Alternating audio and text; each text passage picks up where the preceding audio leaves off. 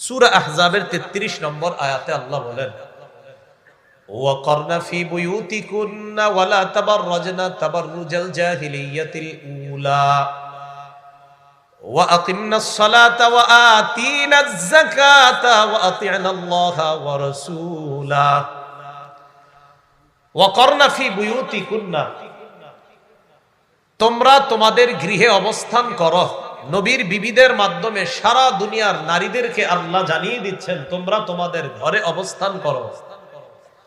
ওয়ালা তাবাররাজনা তাবাররুজাল জাহিলিয়াতিল উলা, তোমরা জাহিলি যুগের নারীদের মতো বাহিরে সৌন্দর্য প্রদর্শন করবে না, বাহিরে বের হবে না।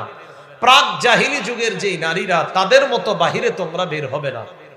এখন ওই যুগের জাহিলি যুগের নারীরা কিভাবে বের হতো?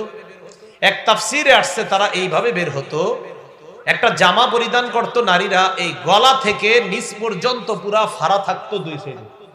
আমরা বর্তমানে যেমন পাঞ্জাবি পরি বা আমাদের মা বোনরা যে কামিজগুলা পরে, এটা তো আপনার নির্দিষ্ট একটা অংশ থেকে ফাড়া থাকে দুই পাশে।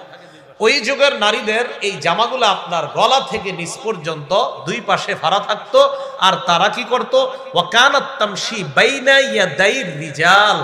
তাফসীর কারক মুজাহিদ রাহমাতুল্লাহি আলাইহি বলেন, এই জাতীয় পোশাক পরে তারা পুরুষদের সাথে একসাথে রাস্তায় হাঁটা চলা করত। তো আল্লাহ বলেন তোমরা তাদের মতো বাহিরে যাবে না। ওয়াকিমনাস সালাতা ওয়া আতিনাজ যাকাতা ওয়া আতি'নাল্লাহা ওয়া রাসূলা, তোমরা নামাজ কায়েম করো। ওয়া আতিনাজ যাকাত, তোমরা যাকাত আদায় করো।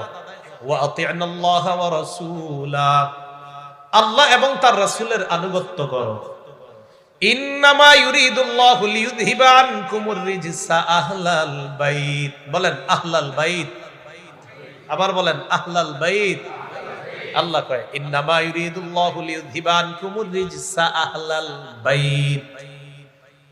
হে আহলে বাইত, হে নবীর পরিবারের সদস্যবর্গ, হে নবীর বিবিগণ, আল্লাহ এই আহলে বাইতের মধ্যে নবীর বিবিগণকে বললেন। এখান থেকে বোঝা যায় আহলে বাইত শুধু হাসান হুসাইন আলী ফাতেমা তারা না, হাসান হুসাইন রাদিয়াল্লাহু আনহুমা তারাও আহলে বাইত, ফাতেমা রাদিয়াল্লাহু আনহা তিনিও আহলে বাইত, হযরত আলী তিনিও আহলে বাইত, নবীজির অন্যান্য নাতি নাতনি তারাও আহলে বাইত। ঠিক তেমনি ভাবে নবীর বিবি যারা তারাও আহলে বাইত। তারাও কি নাকি পাঁচজন? তাহলে তারাও কি আহলে বাইত। তো আল্লাহ বলেন ইন্নামা ইউরিদুল্লাহু লিইউযহিবা আনকুমুর রিজসা আহলাল বাইত। হে নবীর পরিবারগণ, আল্লাহ চান